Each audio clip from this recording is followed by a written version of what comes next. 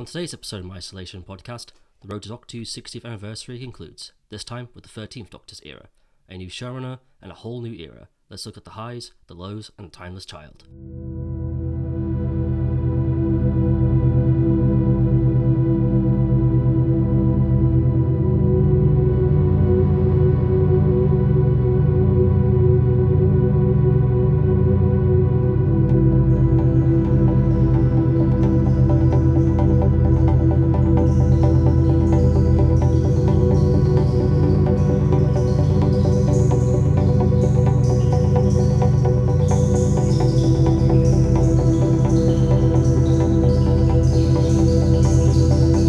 Everybody, and welcome back to an episode of my Isolation podcast.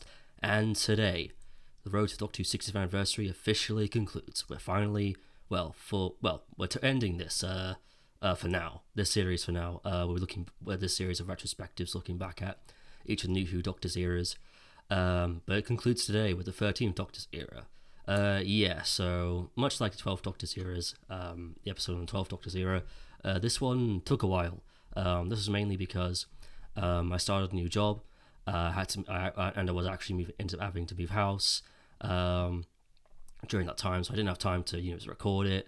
I didn't have time to catch up on the 13th Doctor episodes I was going to, which was eventually, I watched all of Flux, and I watched the first two 2023 specials, but I didn't get around to finishing Power of the Doctor.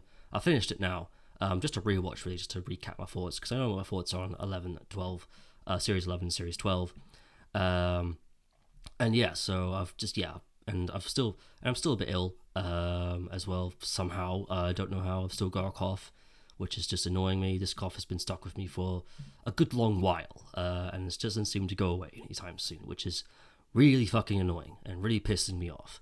I think it's slowly starting to go away now, but yeah, it's that time of year again. It's winter. Haven't had my flu jab yet, unfortunately. Doctor's era.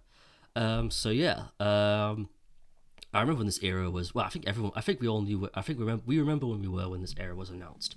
The Doctor being a woman, that was something that was first brought up during Tom Baker's era. Actually, during an interview where he said something like, maybe my replacement can be a woman," and that's when this conversation kind of started.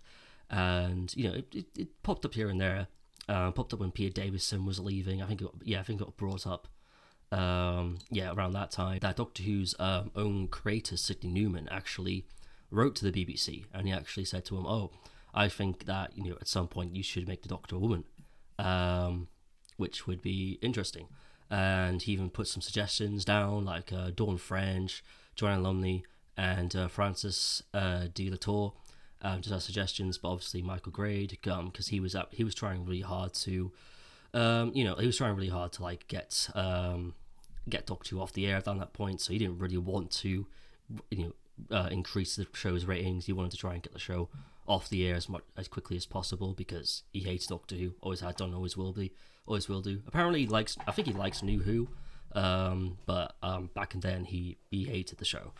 So it was something for a while now. In fact, Joanna Lumley actually did eventually play the Doctor in a comic relief special, and I think during the casting of the new series, I think Judi Dench was actually considered for the 9th Doctor at one point, which would have been interesting to say the least. So the Doctor being a woman, it was thrown around a lot, but it was never actually established. It was never actually done before. And then I think around when Stephen Moffat's tenure particularly came into the fold, that's when they really started to kind of push the idea that regeneration can change gender. Matt Smith's 11th Doctor, he said, I'm a girl in when he regenerated. And then Doctor's wife, there was a Time Lord called the Corsair, who had at least 2 female incarnations. And I think the 8th Doctor was given the choice choosing between man or woman as a regeneration during that special.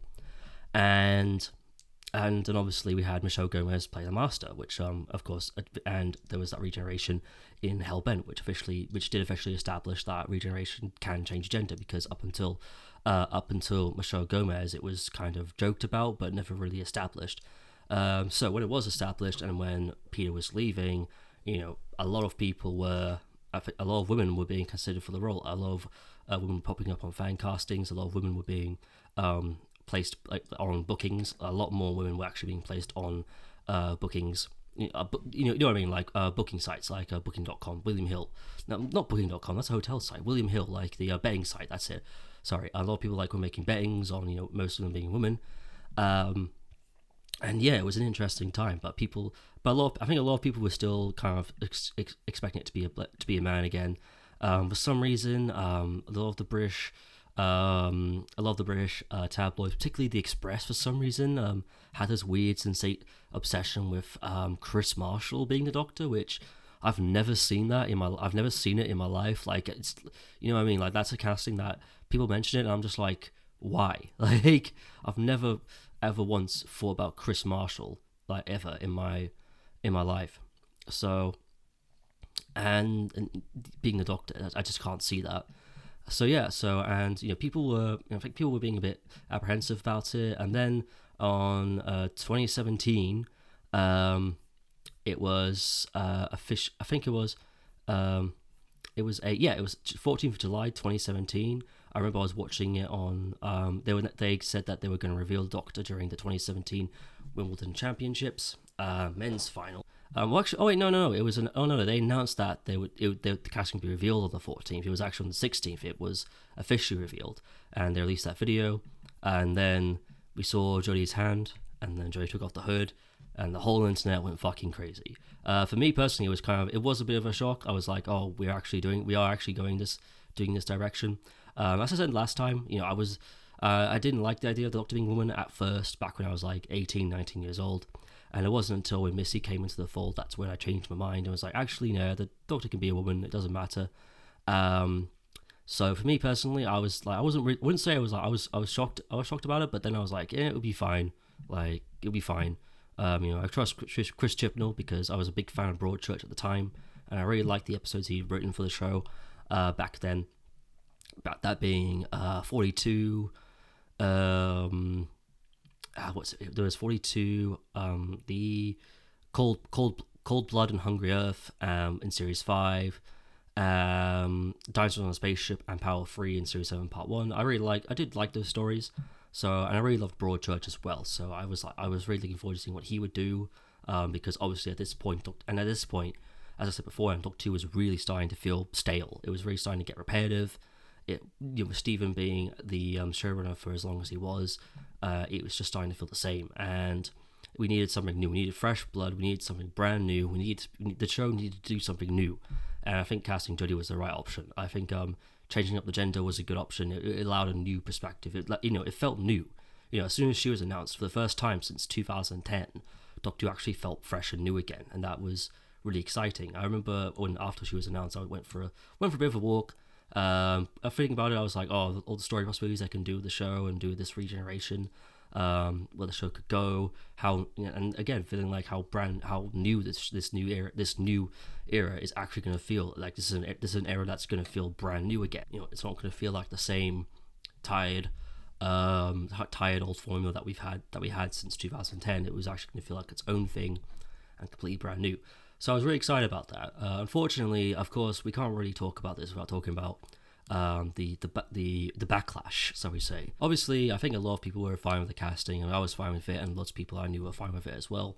But unfortunately, you had a minority of people who wanted to whine and cry about this because the Doctor now is a WOMS, and it's like why does it really fucking matter? And you had people saying, oh, it's political correctness gone mad, it's this and it's that, and then you have people crying woke. I fucking hate the word woke. I'm sorry. I'm not sorry actually. I hate the word woke. It's just lazy criticism. It really is. It's just a lazy excuse for people to be racist, misogynistic, sexist, homophobic, transphobic, that kind of thing. For actually coming up with actual critiques and actual criticisms. I'm sorry, but crying the word woke over and over again is not real criticism. And if you think it is, you need to brush up on your literary skills. So if you're here to hear me cry the word woke over 10 billion times, you may as well go away and watch something else, because that's not going to happen here. I'm actually going to come up with real critiques about this era, and actual criticisms, like real criticisms, actual criticisms, like not just woke over and over again. Jesus fucking Christ. And yes, you had those people, and it was just really annoying and really sad to see people kind of go down that route, and it didn't help matters. You know, like you had these people who would just complain about anything this era did, and they had nothing good to say about what this era did, and it's just one of those things where it's just like, come on, man, like. If you don't like this era, then don't watch it. But you have people who literally like hate watching this era for some reason, and it's like don't even bother watching it, man. Like, it doesn't matter. Like, the Doctor's just a woman now. It doesn't really fucking matter, does it? So yeah, so like those people were a thing. I believe they started a movement called the Not My Doctor movement, or MND for short. Yes, that's how sad these people were. They created a movement over this. It was just pathetic. They called themselves the Not My Doctor movement. I refer to them as the Not My Doctor clan, because that's what they feel like. They feel like a clan. They're literally the KKK of the Doctor Who fan base. Like the amount of like racism that these people spewed was just absolutely disgusting. Like you had people like Tossin Cole, who plays Ryan, who would talk about race issues and stuff like that were referred to during Rosa, for example, and then you had people who would come after him and say all these racist stuff about him, being like, oh, this and that, and it's just pathetic. It's really pathetic. And these people haven't gone away, unfortunately. They're still whining. They're whining about the new era coming up with Shruti Gatwa, saying, oh, it's more box ticking, or he's a gay black man, oh yeah, from Rwanda, or this and that, and it's like, no, like he probably went in, he auditioned, and he wowed them with his acting, because if you've seen Sex Education, Shruti Gatwa is a great actor, a fantastic actor, and I think Shruti Gatwa is going to be a fantastic Doctor. I really do think that. So these people haven't gone away, so it's just best if we just ignore them, really, unfortunately. Unfortunately, it is for this era that you do have to kind of bring these people up without, if you like, you can't just ignore the fact that these people unfortunately did not exist during this era in its entire run. And then obviously you had even more idiotic stuff, like again the whole people complaining, oh, this era is too political. Doctor Who has gotten too political, despite the fact that Doctor Who has always been political ever since its very first episode back in 1963. Doctor Who has always been littered with politics. It wasn't just this era. It didn't start with this era. It didn't start with Series 1, with a few of these MNDs have now started claiming. No, it started with William Hartnell's very first episode, An Unearthly Child. Doctor Who has always been political. It's always reflected the world that people have grown up with. It's always had something to say on social commentary, on social issues, on political issues. It's always had political themes in it. There's never been a single point where Doctor Who has been apolitical. Like Doctor Who has always been political ever since 1963. This idea that Doctor Who only just started getting political, depending on which MD you're talking to, either with this era or Series 1 or whatever, or Series 10, as some people like to claim. It's just one of those things where it's just ridiculous and stupid, and Doctor Who's always been political. It's always been littered with politics. Go back and rewatch William Hartnell's first stories. Go back and rewatch fucking John Pertwee's era, because that era literally is littered with politics. Like even what is it? Andrew Carmen, the showrunner of Sylvester McCoy's era. He literally admitted that the reason why a lot of his stories were written the way they were was because they wanted to fight off Margaret Thatcher. Literally, that was it. Like the Happiness Patrol, for example. I can't remember the name of the character, but there's a character in the Happiness Patrol that literally is just a parody of a commentary on Margaret Thatcher. Doctor Who's always been political. It's never been apolitical in its life, and it's just one of those things where I just don't get it. But again, so that's my little rant on those people. We're not going to be talking about those people anymore. And as I said before, and if you're one of those people and you're watching this, go away. Just go away. Go away. I don't want to I don't care. Just fuck off. If you're here to watch me try and listen to me cry woke for 10 fucking minutes, just go the fuck away. I don't really give it. I don't want you. Listen, I don't want people like you here. Basically, we're going to be coming up with actual reasons, real critiques of this era. So with that out of the way, let's get started on this. Actually get started on this era. So yeah, the 13th Doctor's era. The 13th Doctor herself, played by Jodie Whittaker. The only thing Jodie Whittaker had done that I'd seen before this was Broadchurch. I thought she was really good in that. I think I might have actually seen. Actually, no, wait, no. Broadchurch and Black Mirror. That was it. Yeah, I seen her on both of those shows, and I thought she was really good. And yeah, and I thought she was great. And so when she was announced, I was like, yeah, that sounds like about right. You know, she's worked with Chris before, Chris Chibnall before. She's worked with Chris Chibnall before. You know, they have a great they clearly have a good working relationship. She's a great actor. I think she'll be fine. And overall, she was fine. Actually, no, she was more than fine. She was great. She was really good. I like the 13th Doctor. I think she's really funny. I think she's really charming. I think she handles the serious parts of her character really well. I do think in her first season, she's a little bit too positive, a little bit too optimistic, a little bit too pacifistic. But as her era continues and her era goes on, they do make her more serious and more dark, kind of similar to how they did Sylvester McCoy during his era, where he started off as a clown, bit of a clown, and then got more badass and more serious as it went, and darker as it went along. Not that 13 gets really dark; she still contains her more quirky, hyperactive energy throughout her entire run, which I quite like and enjoy. You know, she's very likable as well. I think the best way I can describe the 13th Doctor is that she's a little bit like a space mum in a way. She feels a bit like a parent.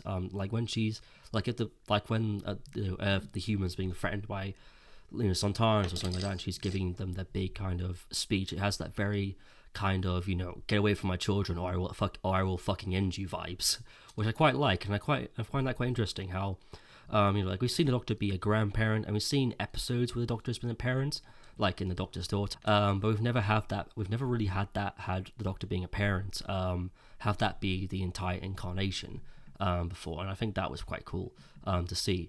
And she handles the emotional moments very well. And overall, I do like the 13th Doctor. I think she's fine. I don't really get where the hate comes from. I think she's perfectly fine. If she's not my favorite incarnation, that's still Matt Smith. Is she the best incarnation of New Who? I wouldn't say that either. I'd say that would be Christopher Eccleston. But like worst incarnation of the character ever? Nah, definitely not. The 13th Doctor herself, I really quite like her. Her companions, Ryan, Graham, and Yaz. Graham and Ryan I liked in series 11, and then Yaz I started liking a lot in series 12 and 13. I also like the fact how Yaz pretty much stuck with 13 her entire era. I thought that was quite cool. But without further ado, let's get into the actual era itself. Let's get into series 11, which aired in 2018. This had a really good marketing campaign, to be fair. I think they started marketing this back in November of 2017, if I remember correctly. Back when they announced,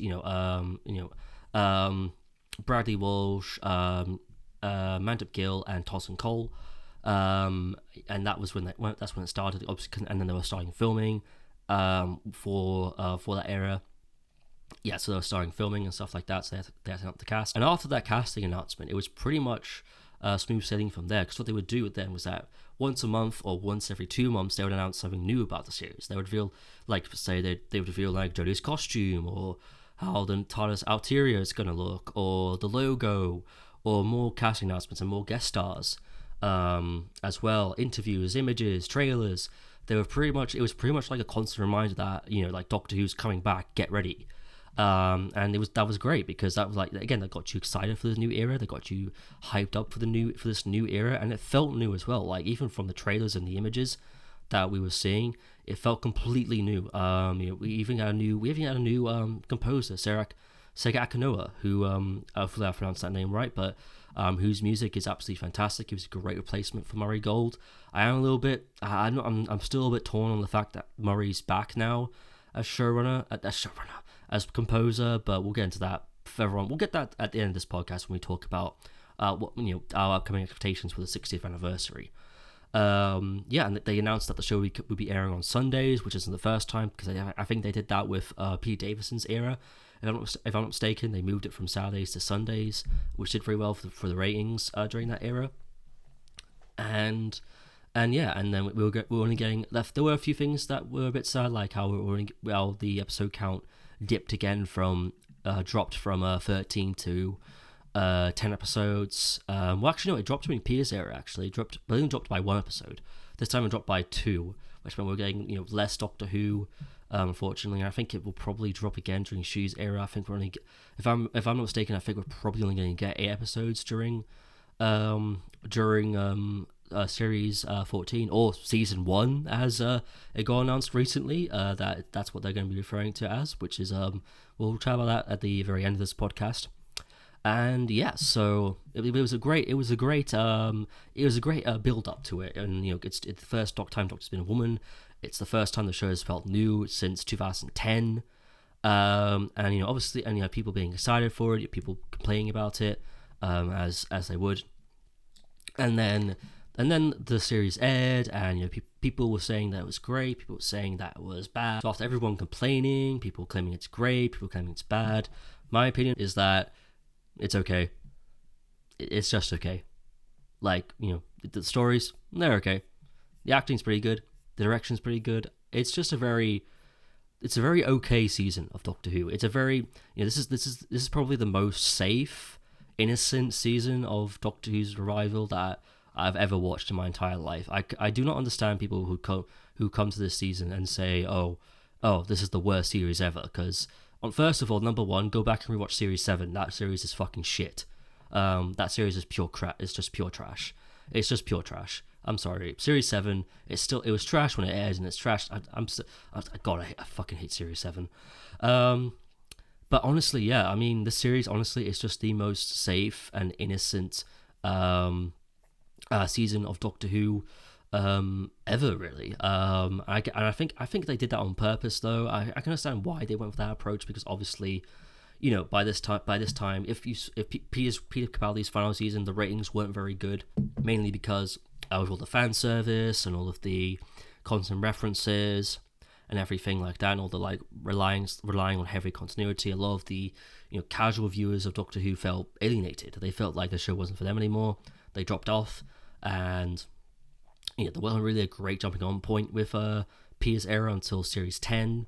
And by that point, people were so alienated from the show and so not interested in the show that they just did not care. And they sort of just kind of went, nah, allow it, mate. I'm done. Bye. So obviously, yeah, I can understand why they went with the more kind of safer, kind of hold your hand kind of approach, softer kind of launch with it, because obviously they wanted a jumping on point for casual viewers. They wanted to get new viewers on board. They wanted to get the casual viewers back on board. They didn't want anyone feeling alienated, and I think that overall I can understand why they did that. I just kind of wish that the stakes were a little bit higher in this season, because honestly, like the stakes aren't very high during this season. That's not to say the season's bad or anything like that. It's not boring or anything. Well, I mean, the finale, the Battle of Ransquat of Colossus, is kind of boring, but it's okay. Like, it's fine. It's just a very okay season. It starts off really good with The Woman Who Fell to Earth being, that's probably one of my favorite regeneration stories, if I'm honest. Definitely not not like my number one favorite regeneration story. That would be The 11th Hour, easily. But it's a very good story. It introduces Jodie well, introduces Ryan well. It does have a lot of good twists and turns. Tim Shaw is a pretty funny villain as well. Also, this season for some reason had some obsession with the word irrelevant, because somebody said, like, Tim Shaw says in Woman Who Fell to Earth, oh, the creature is irrelevant, and then the Ghost Monument, one of the guys during the competition, during the race, says, oh, you guys are irrelevant, or something like that, which is, I don't know why does this season have such an obsession with the word irrelevant? I have no idea. Maybe this was a Rice Scum thing, who knows. But yeah, Woman Who Fell to Earth was a great introduction. We got to meet the new Doctor, we got to know who she was, we got to meet her companions, and their connections with one another. As well, I like the idea of Yaz being a police officer. Obviously, they don't really do a lot of that, unfortunately. Ryan having dyspraxia is really cool, because I've actually got dyspraxia. I have dyspraxia and dyscalculia. So I have the 3Ds basically.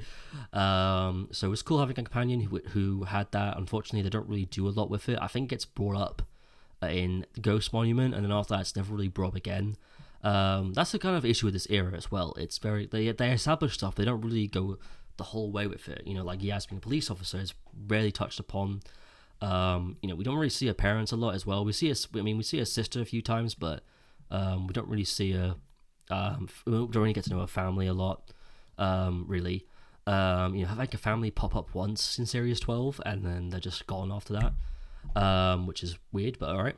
But again, like A Woman Without Love is a great series opener. Ghost Monuments, okay, not the best, but it's okay. I do like though how they hold back a lot until the Ghost Monument. So they hold back with the opening credits, new opening credits, a new intro, a new version of the theme tune, and they hold back with the TARDIS interior until the Ghost Monument, which I do quite like. I quite like that. How it kind of keeps you in suspense and all that stuff. I also like the fact that obviously with the whole this thing did the whole kind of what Series 7 did, was that it was all standalone stories, no two-parters, no multi-part stories whatsoever. And honestly, I think this did that format way better than Series 7. For starters, these episodes feel like they actually have endings. They actually wrap up at the end with a nice little bow. They have conclusions. They don't feel rushed in any way. They don't feel like sloppily put together like a lot of Series 7's episodes. The companions aren't annoying, unlike Clara, or unlikable like Amy was in Series 7, at least particularly in Asylum of the Daleks. So I think it does that a lot better. This season it's a very it's like I said before, this season is just okay. It's very okay. It's not bad by any means necessary. It's just it's all right. Like it's a great. I do think of this as a good jumping on point though for new viewers, for casual viewers. If you wanted to get into the show or you weren't sure where to start, this obviously, I'd say Series 1, Series 5, and Series 11 are probably good places to start. Particularly if you want a more easier transition into Doctor Who, it's a very okay season. That's the thing. It's just okay. Like that's literally it. I don't really have any massively negative thoughts with this, unlike Series 7. But we'll stop talking about Series 7 now. I don't have a very I don't have a very negative feeling towards it. I do think some of the morals of Series 7 will get quite muddled, like Arachnids in the UK, for example, where the Doctor obviously has a go at what's his name, Jack, what's his name, the American guy, the Donald Trump parody. Americans in the UK isn't great, by the way. It's not great. Jack Robinson, that's it, Jack Robinson, played by Chris Noth. Where he kills the Queen Spider, and the Doctor kind of has a go at him, but then she was just gonna she lets the other spiders suffocate for something. It's like, what? Like, where's he? Okay, that's a bit weird. There's in Arachnids in the UK, it's established that that the Doctor loves conspiracy theories. But then in Kablam, she says she doesn't like conspiracy theories, and then there's that whole thing of like, oh no, it's not the system, it's how people exploit the system. Talking about it's obviously trying to add some political commentary to Amazon and how Amazon works and stuff like that. But it's not about the system. I mean, that's a bit weird. I mean, people call this era woke. Like, come on now, come now. Like, that's stupid. But there's some good episodes in here. Like Woman Without Love is really good. Rosa is like the best episode of Series 11, hands down. I think it's really great. I would say the only negative thing about it for me would probably be the whole there's that guy. There's basically this guy he's basically a racist. He goes back in time to try and kill Rosa Parks, trying to make sure that civil rights movement doesn't happen. I think he was a little bit underdeveloped at certain points. I think he could have been expanded a little bit more. But even then, like in the actual story, is told really well. Rosa Parks is very well handled. There are even elements in here that they touch upon that I don't even think even get mentioned when they talk about it in schools. Great, not all of them work. Like Demons of the Punjab is not an episode that I'm that particularly fond of. Don't get me wrong, Demons of the Punjab. I love how Demons of the Punjab brings awareness to the Partian of India back in 1947, which is cool. Like that's not really something you get taught in schools as well. Unfortunately, like I wasn't taught about that in school, so I respect it for bringing awareness to that. But at the same time, though, I find the story quite a little bit boring in places. It's supposed to bring more awareness to Yaz Minkan as a character and help explore him more as a character, but doesn't really do that. Raymond Grimes still kind of take up the half of the episode, which is a kind of a problem as well. Especially in Series 12, like this TARS team really did start to get crowded quite quickly. Witchfinders is great. Kablam, I do like it. I find it quite an enjoyable episode, but its overall moral of the whole, it's not the system. It's how people exploit the system. Like that, I've got a problem with. But the actual episode itself, I find quite interesting and quite fun. The Sinandra conundrum is okay. I liked, I remember people complaining about the pregnant man for some reason. I mean, it's a science fiction show, people. Like, come on, grow up. Like, who gives a fuck if there's a pregnant man in a science fiction TV show? Jesus Christ.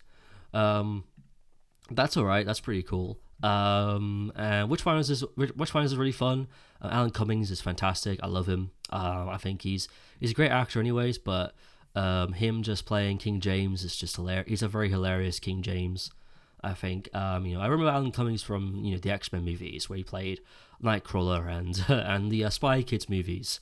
Can't remember the character he played in that, but yeah, if you watch the Spy Kids, Fagin Floop, I think, in the Spy Kids trilogy, which was that was a good that was a good trilogy. I don't care what anyone says. The Spy Kids trilogy, peak cinema, easily peak cinema. Like that is peak cinema for me. It's not really, but It Takes You Away is also really good. I quite like the darker tones of it, like darker themes in it as well. I like the fact that they actually hired a character, Hannah, Ellie, Walwork, if I'm pronouncing that wrong, I apologize. Who was actually blind. The character of Hannah was blind, and the fact they were like, no, we're going to get an actual blind actor to play the role, I feel like that's really great because, again, representation does matter, and the fact that we got more of that in this era is really positive and really good. And I think that hiring a disabled actor to play a disabled character, that's really quite inspiring and quite empowering. I do like the dark tones of this episode as well. I think there were things they had to cut out of this episode, but honestly, yeah, I find it quite interesting. I like the portal that they use to get to the other alternate world. The thing with Hannah's mother. I like the whole thing with Grace as well. The only thing I don't like about this is the talking frog at the end.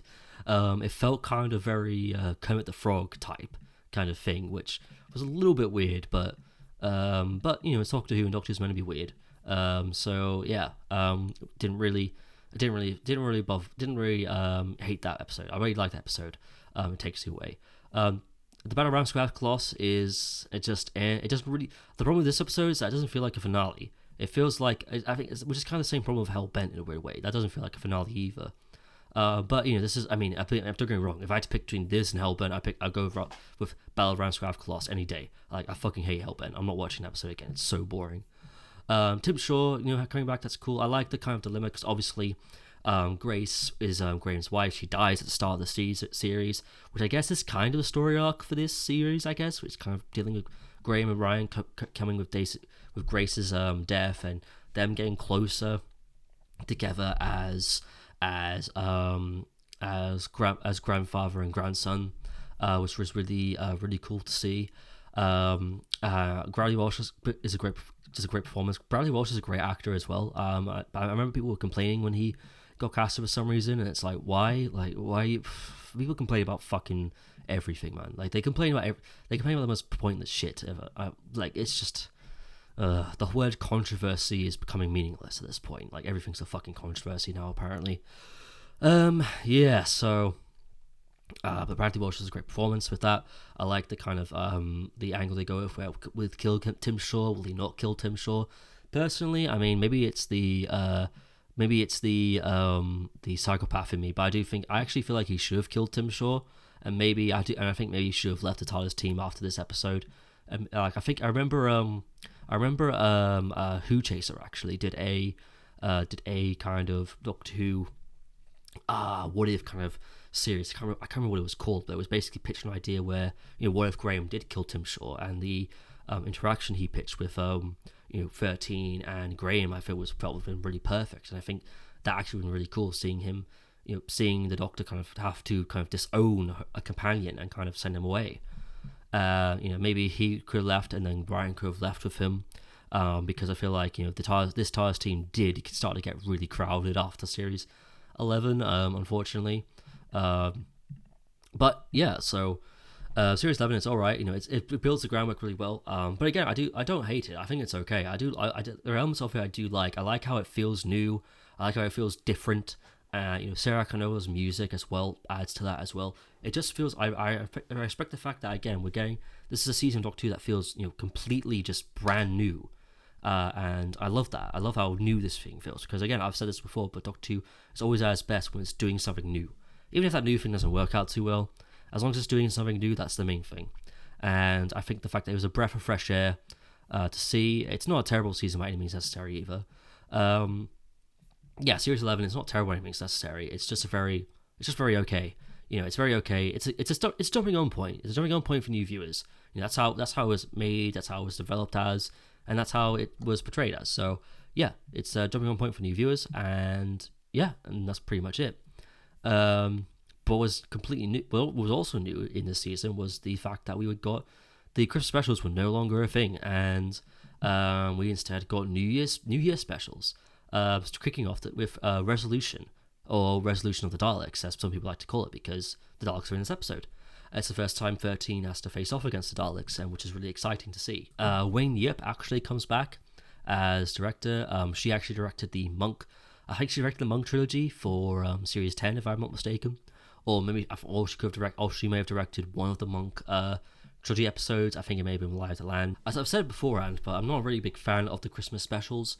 The previous Christmas specials, because I feel like a lot of them feel like they have to find a way to incorporate Christmas into the story, and because of that, rather than just using Christmas as a backdrop and just telling a good story part of the time being, because obviously Christmas is such a big and important holiday. It's important to include Christmas in your story. Like, if you're doing a Christmas special, you gotta set it around Christmas. You gotta find a way to incorporate Christmas, and that can be hard at times. But with New Year's Day, that's not really a problem. New Year's Day is not really a big holiday, or that much of an important holiday. New Year's Eve is pretty important, but New Year's Day is not that important. With that, you can just use that as a quick little backdrop, name drop it once or twice in the episode, and then after that, just have fun and just tell a good story. And that's what the New Year's Day specials do, and that's why I prefer them, because they're just they're not really focused, not really incorporating New Year's Day into the story, except for what was it? Eve of the Daleks, but we'll get to that when we get to that. So they're not really incorporated, and this feels like a great standalone episode. This feels more like a finale than the Battle of Ramscraft Colossus. In fact, a lot of fans have actually been usually just include this in the finale as part of the finale for some reason, which is really quite interesting. I quite like that. But yeah, overall, I think that this is a really great episode and a really great start and a really great strong jumping on. A really great beginning for the New Year's Day specials. I think New Year's Day specials, I find this episode really enjoyable. It's really action packed. I like the concept. I like the fact that this and a lot of the other New Year's Day specials are probably the closest the Daleks have come to being threatening again. Not scary, but definitely more threatening than they have been in previous seasons. Particularly during the Moffat era, where they pretty much just became a joke again. Like you had in the Ross Davis era, where you have a Dalek creeping around, one Dalek just killing a ton of people in Satellite 5. Just basically, one of these things is like a massively killing machine. I think you have some of the Daleks where Rory just does a barrel roll down a corridor, and there's no threatening, there's no stakes, there's nothing. The stakes actually feel quite high in this episode, unlike previous episodes in this season, where they feel a bit low stakes. It feels like the stakes are starting to get higher again. So, like for example, when the Dalek is attaching itself to the back of Lynn, played by Charlotte Ritchie, and it's just threatening to see. And Nicholas Briggs does a great job with that Dalek's voice. I really love the Dalek the casing the Dalek gets, even though it's only a temporary one. I find that quite interesting. It sucks how it never came back. Like much like the paradigm Daleks. I want to say, the paradigm Daleks in series 5. They kind of got rid of very quickly. This Dalek casing only lasted for one episode, which sucks. I know some people complained about it, but who cares about that? I think it's really cool casing, and I think it's really interesting, and it's just overall it's just a very fun, enjoyable finale, really. And I really do like the drama between Ryan and his dad. I love that scene where Ryan is talking to his dad and just like laying the shit into him at the cafe is very great, and just feels very kind of ITV-ish, which is quite interesting to see.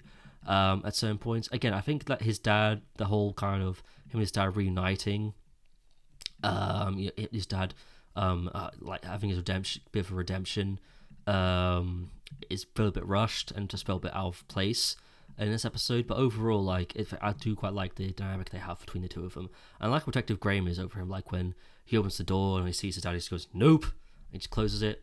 That's really cool.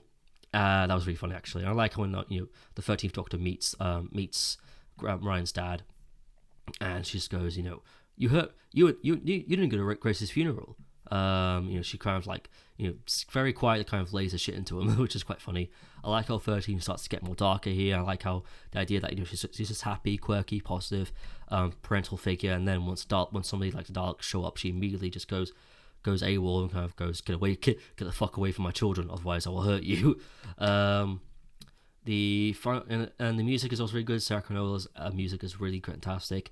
Again, he just does a great job with the series overall. It just gets it's a new feel. It feels new, and it's great, and I love it. And this cuts off a trilogy where the Daleks will come back every New Year's Day, rather than once a season, which was fine by me. Well, they came back in flux, which we'll get to when we get to. But yeah, overall, I think that these New Year's specials are really great and really impactful, and just really creative and really quite interesting and just really new. And I think that it works for this era as well. I think that it works perfectly for this era, and I'm glad that at least for one era we kind of went away with the Christmas specials for a while, and which was good because people started missing the Christmas specials, and even I started missing the Christmas specials, and I hate them.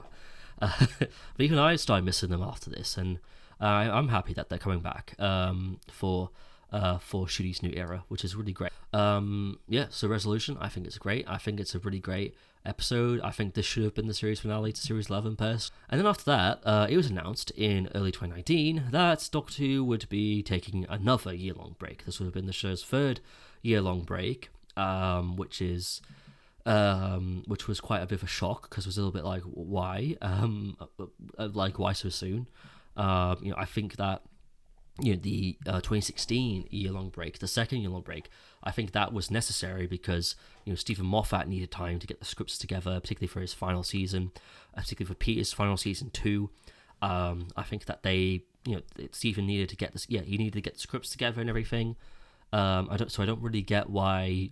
I got why that that year-long break had to happen, but this one I'm not really sure. Like, there was nothing really wrong with Series 11 to really warrant them being like, we're going to take a year-long break, and you're not going to have anything Doctor Who for another full year. And it's like, come on, man. Like, we even have to wait months for Series 11. Like, Series 11 didn't air until October, which is fine. Like, don't get me wrong, but didn't air until October, which was a bit weird.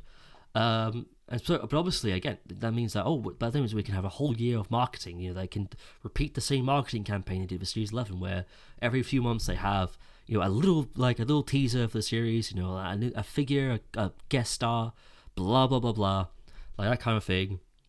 And in 2019 we got the confirmation that the Jejune were coming back, a few posters, 2 trailers. And that's it. Yeah, the marketing for Series 12 wasn't very good, was it? It just wasn't great. And yeah, so the marketing wasn't great. I don't think people really knew the series was happening.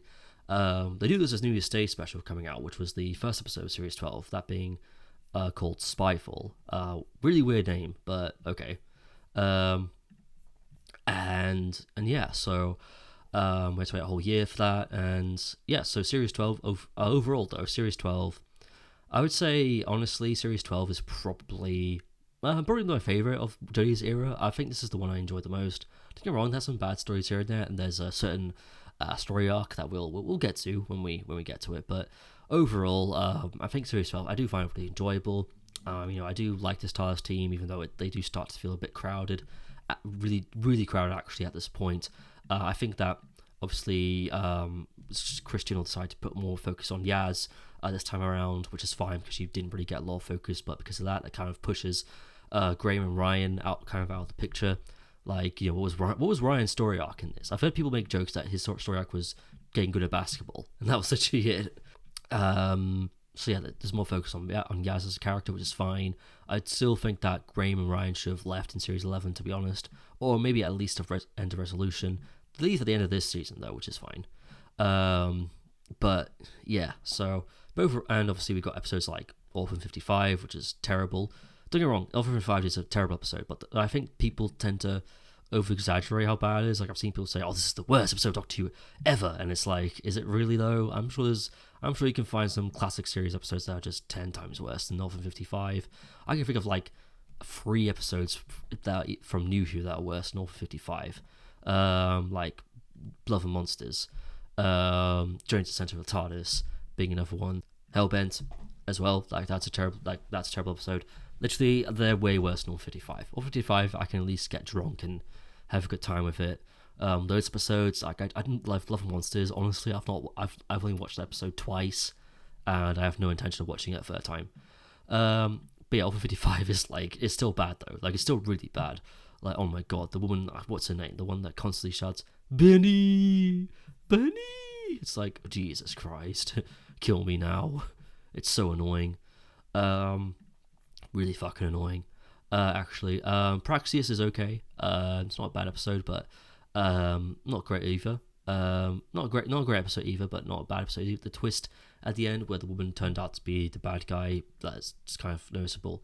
And obviously you had people complaining because this was the first same-sex, well, not even the first same-sex kiss, but there was a same-sex kiss in Doctor Who, despite the fact that, prior to this, Captain Jack kissed Ninth Doctor, Faster and Jenny kissed in Deep Breath, and Bill and Heather kissed in Twice Upon a Time. So you've had time to get used to same-sex kisses in a science fiction TV show. People, like, come on now, come now. Stop complaining. Can You Hear Me is really good. We'll get to the finale when we get to it. But yeah, overall, Series 12, I do quite like it. I think that it's just very enjoyable, really. And at this point, I'm getting into the groove of Jodie's era. I'm getting into the groove of Jodie's Doctor. I'm getting into the groove of her companions.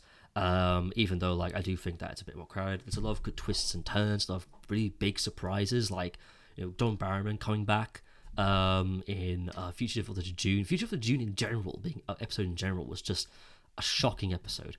We had Jack coming back, we had the June back. Then we had the reveal of Joe Martin's Fugitive Doctor, which is just, we'll talk about that a little bit later on. But let's just get to Spyfall Part 1 and Part 2. So, much like Matt and Peter's first season, Matt and Peter's second season, Jodie's second season also starts off with a 2-parter, which is quite cool.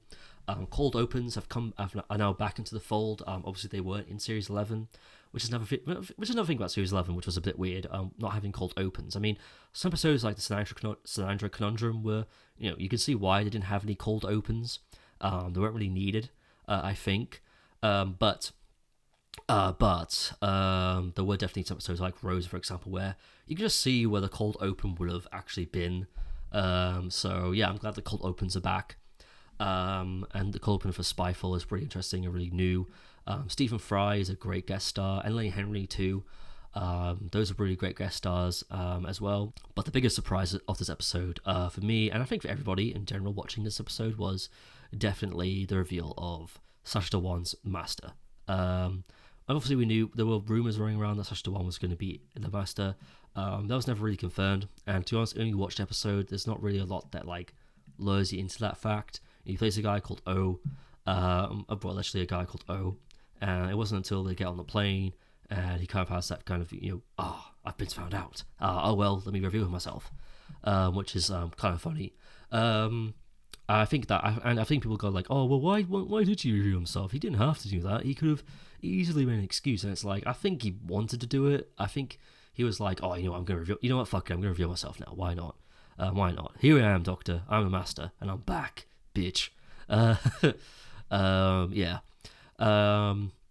Yeah, and I think overall, and for such the one's version of the character, I think he's absolutely terrific. I think, if anything, this is probably my favourite live-action version of the Master, because obviously there's been a few Big Finish exclusive Masters, as well as the TV show ones. But I think this is my favourite version of the character. I think he's really cool. I think he's really scary. I actually think he's quite terrifying. He's really unhinged. He's mentally unstable. He's really quite eccentric. He's quite violent. The fact they brought back the whole tissue compression thing from the classic series, that was a bit of a shock as well. He's very, and I think the main thing I like about him is that he's very unpredictable. You have no clue what the fuck he's going to do next. With John Simmons and Michelle Gomez, you kind of knew what they were going to do at certain points. Unfortunately, yeah, you kind of knew what they were going to do at certain points. But for such the one, you really have no clue like what he's going to do. And for me, that's quite interesting to see. And yeah, he's pretty much the highlight of this one. And I've seen people also complain, not complain, but people being like, how is like theorizing that he's probably pre Michelle Gomez, because obviously Michelle Gomez's version was like properly killed in Series 10, and for me personally, I think, I don't know, I like to think that it's set afterwards. For me personally, because I think my theory is that the Cybermen must have like maybe found the Master's body afterwards, and then they found out there was a Time Lord, because obviously in Series 6, I want to say, Impossible Astronaut and Day of the Moon, there was that line that River Song says, where she says something like along lines of like, a Time Lord's body is a miracle. There are like whole armies that would rip this universe apart for just one cell. So maybe maybe the Cybermen found the body, and then maybe they found the body, and then maybe they were like, oh, this is Time Lord. Let's experiment. They experiment on the body. They tried to get into the body so they could get a cell, and that kind of triggered the regeneration. And then without the support system that Michelle Gomez's version had in Series 10, the Master kind of relapsed back into villainy and evilness, and pretty much just being evil, reverted back into his old self. And then you could say that like maybe the Cybermen did even more experiments on him to try and like extract regeneration from him, and that's what gave him the idea of creating a kind of hybrid between the two of them. He actually creates a hybrid. They actually feel like an actual fucking hybrid, unlike Series 9, where it was just Peter Capaldi running around saying like a hybrid, and then it turns out that the hybrid is just him and Clara, which is not even a fucking hybrid. The Cybermasters, I think, are a really cool concept, a really cool idea. The ending as well, when it reveals that he destroyed Gallifrey, was really like threatening and quite like just shocking. It was like, oh my god, like that's just insane that they went back to that. But also, like, I think it was kind of necessary. To be honest, I think having him and the Doctor be, well, not even the last Time Lords now anyway, because Rassilon and the High Council got booed off Gallifrey during Hellbent, so they're still out there. I think anyway. And and obviously it's revealed that there's other Time Lords out there as well, with the fugitive Doctor's reveal in the Future of the Jadoon. So there's still more Time Lords out there anyways, but taking Gallifrey away, honestly, I think was for the best, because its revival back after the 50th anniversary was handled really poorly, really poorly, to the point where it's like, honestly, taking it away is probably the best option. Just having Gallifrey be gone, it's probably the best option, really. I like the idea. I like the idea that the Master actually just straight up like nuked Gallifrey. I think that's really cool. I think they will probably retcon that maybe in the 60th, because there was that little tidbit in one of the trailers where the 14th Doctor says, "Why did she say Gallifrey?" So maybe maybe they'll bring it back in the 60th. Who knows? Or maybe Russell will keep it going like he did in his last era. Who knows? I wouldn't mind seeing Russell do a episode set on Gallifrey though. That would be quite cool. So yeah, Spyfall was great. Spyfall was really good. It was a great series opener, great two-parter. A really good two-parter, unlike Magician's Apprentice, which is familiar, which was shit. It was really entertaining, really enjoyable. I loved Sacha Dhawan's Master and the introduction to him as well. The direction looked really cool. The episode itself looked really cool. The guest stars were really good. Like Lenny Henry was really good, although his exit was really weird. He just kind of walks away. He doesn't really get caught or anything like that. I also liked how they actually explained, because obviously in part 2, Yaz, Graham, and Ryan are on the airplane, they're crashing, and then there's that video message from the Doctor that like the Doctor actually, they follow these clues, and this video message from the Doctor pops up where she tells him how to escape the plane. And I like how the end of Spyfall Part 2, they actually show how that went into the process of it. Like, because you would have known, like, during the Moffat era, that would have been just, Doctor did it, a wizard did it, or something like that. They wouldn't actually even explain that. So, yeah. So that's really great. Nikola Tesla's Night of Terror, I think, is really good. A really enjoyable episode. I love how the actress that plays Rani from Sarah Jane Adventures, she came back as the villain in that episode, which I found quite funny. Queen Scafera, I think that's how you pronounce it. So like she came back, and that was really cool. It's also quite funny as well because obviously, she first came into the Doctor universe in Sarah Jane Adventures series 2.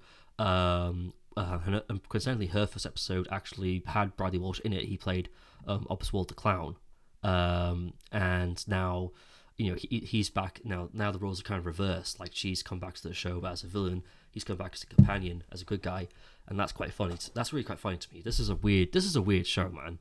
I love how Doctor Who just reuses all of its previous actors. Like that's just insane to me. But I also like, again, that it's focusing on people that maybe wouldn't get focused on in history. Like Nikola Tesla's not really a name that I knew much about it. I knew about Thomas Edison, who gets brought up in this episode, but I didn't know anything about Nikola Tesla before this episode.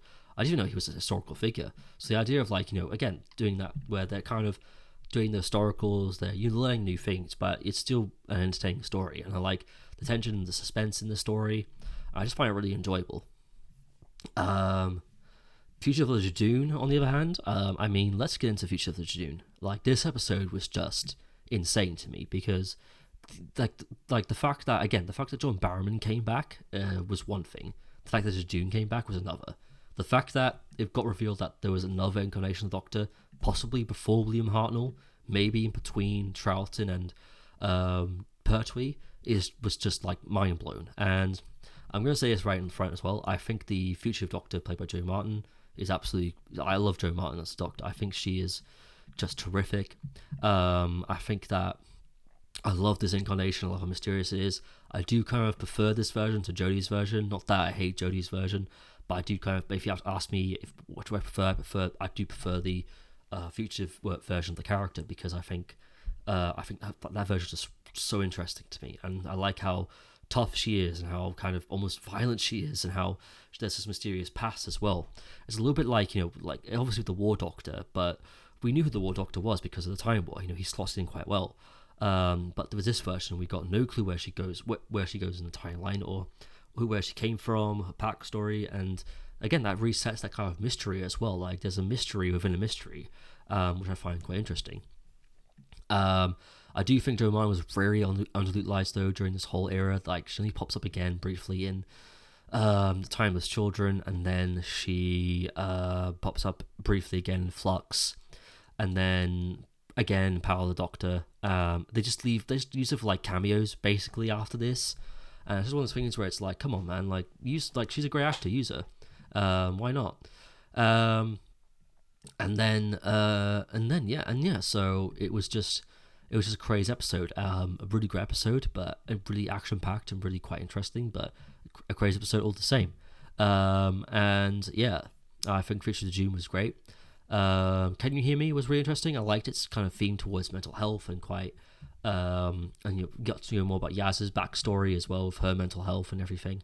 The idea of the guy with the fingers, when they come off his hands and they go into people's ears, like that's very creepy.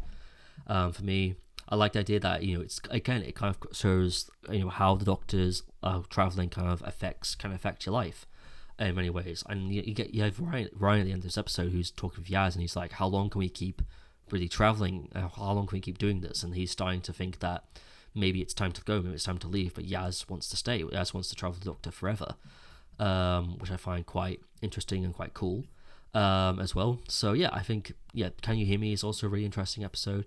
Let's go on to the finale. So obviously, technically, this is a two-parter, but much like Series 3, it's pretty much a three-parter. Haunting of Villa Diadachi, I think is really cool, really gothic and really interesting. I like how it's basically going through Mary Shelley's inspiration for Frankenstein, how the Cybermen, Ashrad, I think that's how his name is. Is it Ashrad? Yeah, Ashad. No, Ashad. That's it. Ashad. That's it. Ashad's he's basically the inspiration for Frankenstein and everything. That's really cool. The twists and turns as well. Ashad's design is really cool too. The idea that there was this Cyberman who got kind of half converted and he wants to finish this full conversion, basically, which looks really messed up and really quite amazing. Really, I also like how they set this idea of the Siberium, where they have to find it, and then the Doctor ends up having to give it to Asha. And I like how the Doctor has to pretty much give him the Siberium so that he doesn't destroy the world, even though he's probably going to do that anyways. Despite Captain Jack's warning in Future for the June. And then that sets up the two-parter, which is the Ascension of the Cybermen and the Timeless Children. Ascension of the Cybermen is really good. Quite like it. It's really impactful. The stakes are really high. I really love these new Cybermen designs. I think they're way better than those ones from Nightmare in Silver, that whole thing. They're bigger, they're bulkier. They got a good mixture of old and classic into them. They don't fucking fly, which is great because the Cybermen look really stupid when they fly. Though the Cyber drones, though, at the start of the episode, the one that they're detached Cybermen heads, they were really cool. I know some people are like, well, they fly, but the thing is, like, what's more scarier? The idea of a fucking massive Cyberman head, like, flying around shooting lasers at you, or a whole, body kind of just flying around like fucking Iron Man. I find those quite creepy. Ashad is a really good villain as well. He's really quite scary. I like the idea when he's talking about his children and he's talking about how he wanted them to try to force them to join the Cybermen army. That was really cool. The portal of the Gallifrey opening up, that was also really good. When the Master just jumped out dressed up in his brand new kind of mastery costume, and it leads into the Timeless Children really well. I think that's really good. Overall, like, Essential Cybermen is great. It's really great, and it sets up the stakes really well. I like the idea that Ashad is basically when who's that, I can't remember the name of this character, but when she says we're firing a Cyberman that makes other Cybermen scream, like, that to me is just terrifying. Like, the idea that there's like another Cyberman which just makes other Cybermen scream, like that's wow. Coach Sharmas is also a good character as well. They're basically making a big ensemble kind of thing to it, which gets a bit of a problem in this era a little bit with the whole ensembles. It does get a bit too much at certain points, but it's not to ruin the episode or anything, but it's just a bit annoying. It gets really overcrowded at points, and too many characters and everything, particularly for a TV show.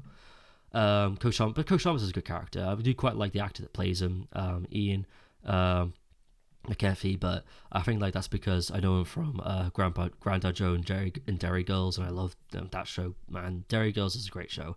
If you've not rewatched that show in ages, go rewatch that because that's really good. But yeah, Ascension of the Cybermen is really good. But let's get on to the one that I think everyone's talking about, the Timeless Children.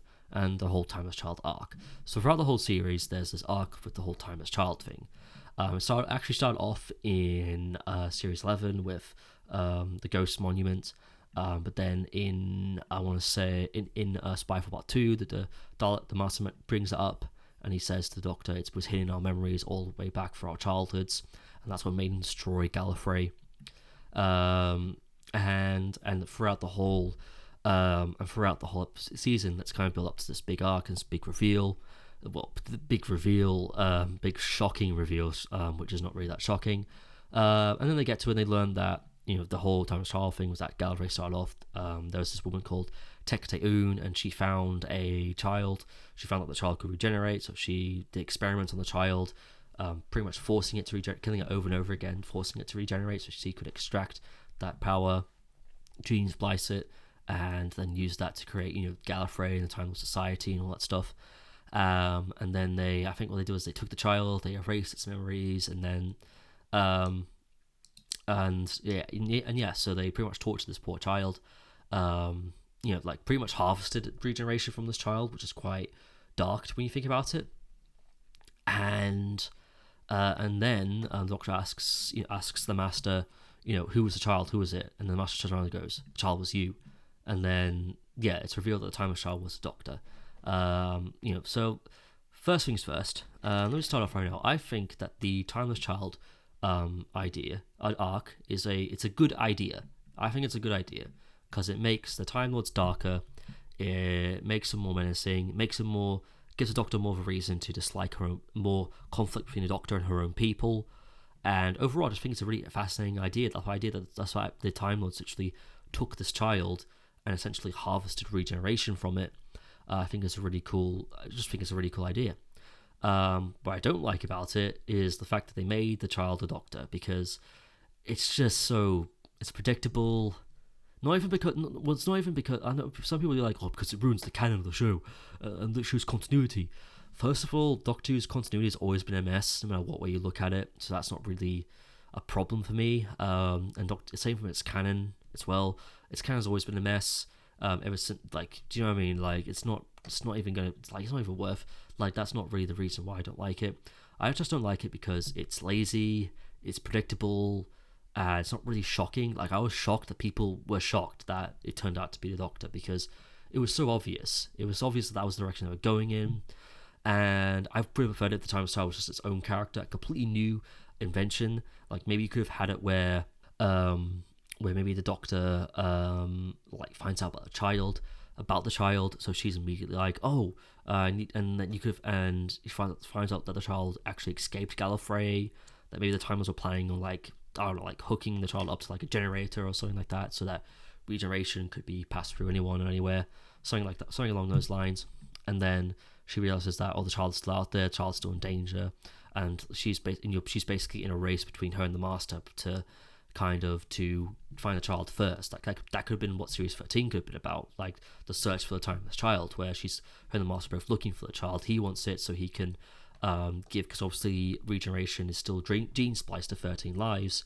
So he wants the child so he can change that and give his Cyber Masters, which is a really cool idea, by the way. I really like the Cyber Masters. I like the way they look. I like the way that they were the fact that the Master literally converted them into Cybermen, which is quite chilling to find out. And the look and everything looks really good. But yeah, so he finds out with the child that he wants it so he can undo the gene splicing of the regenerational power, give them unlimited regenerations. The Doctor wants it so he can try and make up for what her people had done to the child, and hopefully get it back to its original home, where it came from. And that could have been what Series 13 about. Maybe word gets out that the child is around the universe and everyone's looking for it. The Daleks looking for it, the Cybermen are looking for it, the Sontarans looking for it. Everyone's looking for this child. And it's a race to try and get to the child first. That could have been a really cool idea, but unfortunately they just decided, no, just make it the Doctor. Who cares? She's the main character, so who gives a fuck? And it's just one of those things that it's so lazy. It's really lazy. I'm just not a big fan of it. I like it as an idea. I just don't like the execution that they did with it. But the rest of the finale I do really enjoy. I don't hate Ascension of the Cybermen or The Timeless Children. I actually think they're a really good. It's still a great finale. It's just the reveal of the whole Timeless Child thing is a little bit underwhelming and disappointing, to say the least. And also the Fugitive Doctor pops up for a brief cameo, and Joe Martin deserves way better than just a bunch of cameos, really. And yeah, so then obviously Doctor sets to destroy Gallifrey on it, so that's Gallifrey and the Master and his Cyber Lords. And then Koshama races in and replaces it. She's able to get herself out of there. Her friends get out of there. They don't know if she's still alive or not. You could have it where Yaz is trying to figure out, is Doctor gone for good, which is a very good emotional moment. And then the Doctor gets in her TARDIS, and then the Jejune just appear in her TARDIS and arrest her and take her to prison, which is weird because I didn't think the Jejune anyone could teleport in the TARDIS, but okay, maybe it got damaged or something. I don't know. I have no clue. So that was a really big cliffhanger. But overall, Series 12, again, I like Series 12. I liked, again, they upped the stakes a lot more, which I liked. I liked the twists and turns that I did. The companions, it felt still feel a bit crowded. Graham definitely did not need to be there. Ryan didn't need to be there. It could have just had to be Yaz and Doctor instead. But you know what? It's completely fine. Series 12 is still really enjoyable for me. I still really enjoy it. I think it's my favorite out of Jodie's era, which isn't really saying much when we get to the next series, but yeah, so yeah, overall really enjoyed it. Then the New Year's special that came out, Revolution of the Daleks, I also really enjoyed. I thought that was a really great episode. I thought it was a really good episode. I like these New Year's Day specials. I like how they're trying really hard to just be regular episodes. They're just allowed to be regular episodes, rather than try and incorporate New Year's Day into the story. The Dalek designs are really cool. I like the idea that what's it called, the Reckonist Daleks, because obviously they're not pure Daleks, and I like how both the Daleks, like the Death Squad, like the gold bronze Daleks, and the new kind of reconnaissance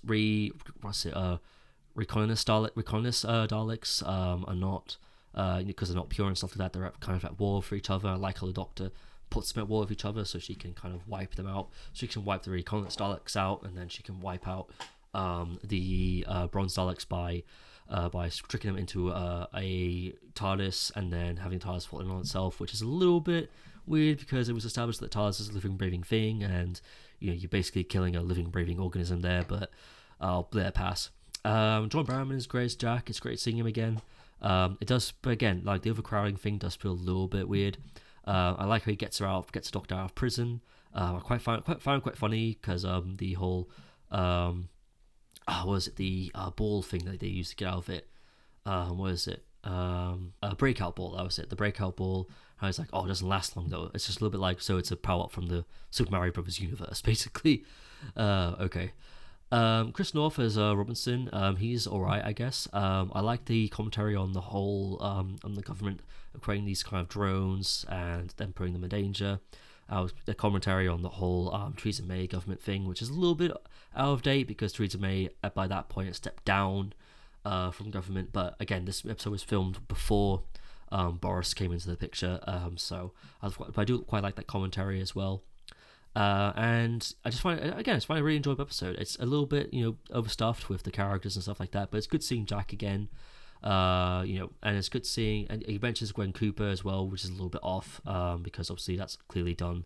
You can clearly tell that was ADR, and he clearly did that for like an hour in like a recording booth or something like that. Ryan and Graham's exit is also really well handled. I do think they really should have exited, eons ago, but I'm glad that they got a good exit and everything. So yeah, overall, Revolution of Daleks is still a really good episode, and I think that so it's still a good episode. It's still really enjoyable. I do really enjoy watching it, and yeah, good episode and everything like that. And then we come to 2021. So in 2021, obviously by this point in 2020, we had a certain virus that ran around. That ran around the entire planet, infecting people. Obviously, COVID-19. So Doctor Who coming back for 2021 was a little bit in doubt. I mean, the Revolution of the Daleks had been filmed and edited and pretty much was pretty much done by that point. So for that, Chris Chibnall basically had to, scrap his series 13 plans and create and redraft it all from scratch at the very last minute as well. Like apparently he made interviews that he did Doctor Who Flux on the 11th hour. So he decided to incorporate, what he did from what he did from Broadchurch, which is have it be one continuous story arc, which each episode being a chapter in that story arc, which is something that they've not done since, I want to say, Trial of a Time Lord with Colin Baker. And so that came into doubt a little bit. And then obviously 2021, two actors, which I'm not going to name. I mean, we all know who they are, were exposed for being creepy weirdos. I'm not going to delve too much into it because there's been other YouTubers who have done a way better job with that than I have. But we know who these actors are. I even mentioned one of them just a few minutes ago. The 2021 wasn't great for Doctor Who fans. The marketing for Flux was even worse. We weren't getting anything until like a month before, I want to say, which is just, it's really disappointing to see that this marketing just fall off. Because especially when the marketing for this era started off really strongly. Every month we had a new thing from series 11 get revealed, and then suddenly it was just every now and then. I get for secrecy reasons they don't want to reveal stuff, but it's like, again, you can still tell us things without revealing stuff. Like, it's possible. Like Russell's been doing it with the 60th anniversary and with series 14 and 15, or what? No, sorry, season 1 and 2. I should say. I need to get used to that. We'll get onto that when we get to the end of this podcast. But so let's talk about it. Let's talk about Doctor Who Flux. The first kind of continuous Doctor Who story since Trial of a Time Lord, where every episode was going to be with each episode following it. It's a chapter basically. It's split up into 6 chapters, and overall, my thoughts on Doctor Who Flux is that it is incredibly underwhelming. It's very underwhelming. It starts off, it's a little bit like an MCU Disney Plus show, or Disney Plus streaming show in general. Starts off strong enough with Howling Apocalypse and War of the Sontarans. It dips massively with Once Upon a Time, which sucks because that's the last full episode to have Joe Martin's Fugitive Doctor. Expect cameo in Power of the Doctor, but whatever. Village of the Angels, it goes up again with Village of the Angels. That was really good. That final shot where the Doctor just turns into a weeping angel, that to me is one of the most iconic Doctor Who shots ever, like in the show's entire 60 plus year history. That ending was just when I first saw that, I was like, Jesus Christ, how's the Doctor get out of this one? Survivors of the Flux is alright, and the Vanquishers is just, it's very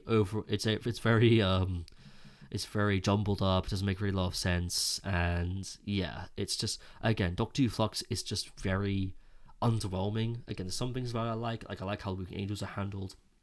This is probably the closest they've come to being scary again. I liked how the Sontarans are handled. I like how they weren't made out to be a joke like they were during the Moffat era of the show, with Strax and everything. They actually were put back into being a big threat again, like they were during Russell's early era. I like the designs as well, how they harken back to the classic era designs. That was really cool. I like 13 and Mandip. I think that they're with 13 and Yaz, I think having their relationship grow much stronger was really good. I like Dan Lewis. He's a pretty good companion. He's a good guy. Dan Lewis. He's a good guy. That Dan Lewis. I like the kind of love story they give him with Diana. That's it, Diana. But even then, like, overall, the series just feels way too clustered. It doesn't feel very well thought out, and that's because it probably wasn't, because Christian wasn't really given a lot of time to think it out. His original idea for Series 13 had to be scrapped at the 11th hour, and he had to do this at the 11th hour because of COVID restrictions. Because COVID really did fuck everything up. Like, they had to film this in 2020. Each act had to be in bubbles for the most part. Some of the special effects as well look really off. There's sometimes when you can see it being a green screen. Some lines dialogue didn't really need to be in there. Like there was in Survivors of the Flux, to I can't remember I can't remember who they visit. And they're traveling around the world and stuff like that. Dan Yaz and Jericho, who's played by the actor who plays what is it? Who's his name? He's from Pirates of the Caribbean. He plays I think it's Gib. Is it Gib? Is the character's name from Pirates of the Caribbean? I'm not too sure. Here we go. Kevin McNally. Kevin McNally. Who's actually really good. Gibbs. That's it. Jonathan Gibbs. Pirates of the Caribbean guy. They go to see this guy. I can't remember his name. Nepalese hermit. Who says fetch your dog, and then they meet up with what was it? What's his name? Caravista. They meet up with the Caravista at the start of in the Vanquishers, and then Dan just goes, "Oh, fetch your dog." That guy was right, and I was like, that line of dialogue didn't need to be in there, but thank you for stating the obvious, Dan. Cheers for that. Kate Stewart's really good in this, but again, it just feels very underwhelming. It just feels very underdeveloped. It doesn't feel thought out enough. It was cool seeing Tech Tayun again. It was cool exploring the idea of that war the Doctor fought when she was the fugitive Doctor. We don't really see much of it. We don't really get the thing between her and the villains of this era. The one that sounds like a little bit like what's his name? The guy who plays Vision in the Marvel Cinematic Universe. It's not that actor. First of all, I just want to point that out. And then it just feels again. I'm not really Flux. I've seen Flux twice now, and it starts off strong enough, but it just dips in and out, and it just doesn't feel very fully developed, very fully thought out. And for Jodie's final season, it's a bit weak. It's a bit of a weekend for Jodie's first full run of the show. I hate when the Doctor gets split in three in the Vanquishers, because it just feels really kind of annoying. The 13th Doctor was not made to be split into three. I feel like they could have had they even could have had some fun with that as well. They could have had like maybe Paul McGann show up or Joe Martin show up. Like maybe the Doctor splits into 3 separate regenerations, something like that. They could have had some fun with that idea, but and then fan service as well. They started relying really heavily on fan service again, which really sucked, because I was really looking forward to an era where fan service was not going to be shoved in my face in every season, and we got that for one season, and then starting off for series 12, really that started to come back, and it got really out of hand with this one as well. And it's just one that's with all the classic villains and stuff like that, and it's just a bit I don't know. I mean, the idea of the Flux is cool, but it's not even really resolved at the end. It's a bit like, is the Flux still out there? Did Passenger absorb all of it or something like that? I just don't know. Again, Dan's a good character and everything, but again, I mean, overall, Doctor Who Flux is just very underwhelming. That's actually it. It's just really underwhelming. I've really got a lot to say on it, really, because it's just really, really underwhelming. It's a very underwhelming season, and that really sucks, because this is Jodie's last season, and Moving on to Eve of the Daleks. So it was announced that Jodie was going to be doing 3 final specials: Eve of the Daleks, Listen to the Sea Devils, and The Power of the Doctor. The last New Year's Day special as well, because obviously now we're going back to Christmas specials starting this year. For the last New Year's Eve special, it's really good. I really love Eve of the Daleks. I love the Groundhog Day element they do with them in it. I love the idea it's set in Manchester. I don't think as well as era I like, actually. I like how it's not set in London, because a lot of the New Who stuff has always been set in London, and it's just a bit annoying. I like how this era goes to different places, like Sheffield. So I do like the fact that the Daleks are using this time loop. Once the time loop's over, they can kill the Doctor for real, and then get rid of, wipe out Earth and everything. I like how it starts off again with the Flux and everything like that. I like how the big ensemble again is not that bad. Alison B is really great as Sarah. The actor that plays Nick, whose name I cannot pronounce, he's really great as well. There was a small cameo as well. There was a guy who was in Joey's first episode actually that comes back again in this episode, which is I can't remember his name. Is it Carl? I'm gonna say it's Carl. Just for but I have no clue if that's the case. Yeah, it is. It's Carl. Yeah, I like how Carl makes a cameo in it. That's really funny. I like her mum and her mum constantly ringing her on the phone. But I do, and again, I like the theme of going through the loop again and again and again because pushing this idea that New Year's Eve, it's a new start. We fail, we try again and everything like that, and then it's a great way of talking about failure and everything and how you learn from your mistakes and how you make a mistake, you learn from it, you try again, then you learn from that mistake and you try again until you get better. And I like that being the case. The whole Doctor and Yaz romance thing. I'm one of two ways on it. Mainly because of how it was end up getting handled in Power of the Doctor, but we'll talk about that in a little bit.